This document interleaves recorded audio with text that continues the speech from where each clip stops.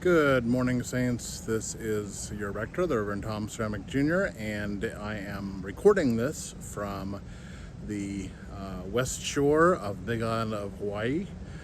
And this is my last night before we head back to Portland. And so by the time you see this, it'll be a couple weeks later, and you can ask me if I still have the aloha spirit. But for today, we're recording this on a beautiful evening, cloudy, but you can just see the sunset in the background. And we're recording this because I'm recording this because I thought I would record one more reflection from this beautiful place. And this is about this coming Sunday, the second Sunday of Lent.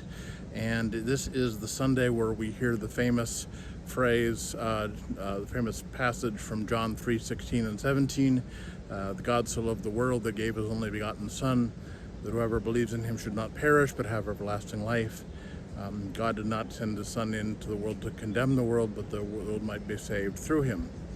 And so we have a very familiar phrase, and we have other things as well. We have the God's promise to Abraham, the instructions to Abraham to go forth from the place that he had been.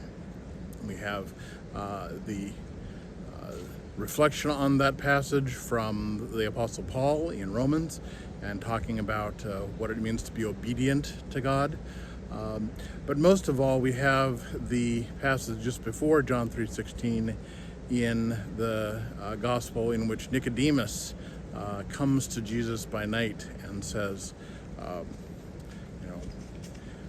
what must I do to inherit the kingdom and to inherit eternal life? And Jesus says, you must be born again. You must be born from above.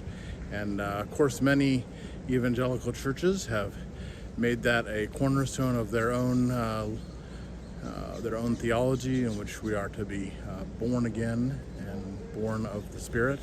And the Episcopal Church is not quite, doesn't have quite that robust a sense of being born from above, but the sense in which we are reborn by our interaction with Christ. We are reborn by our acceptance of God's grace and love in our lives, that we are reborn by really taking into our hearts and minds the John 3:16 and 17, that God is there not to condemn us, not to punish us, not to make sure that we toe the line, but is there to walk beside us, to walk down the path of life with us, and to be with us in that time.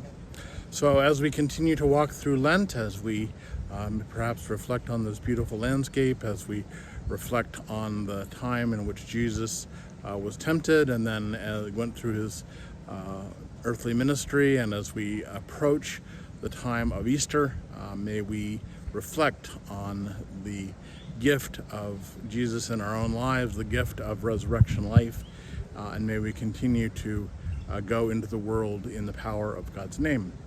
So I look forward to seeing you this Sunday. I look forward to reflecting with you on this more, and I'm sure by the time we are together on that Sunday, I will certainly miss being here, but I will rejoice in being with you in a different and also a beautiful place.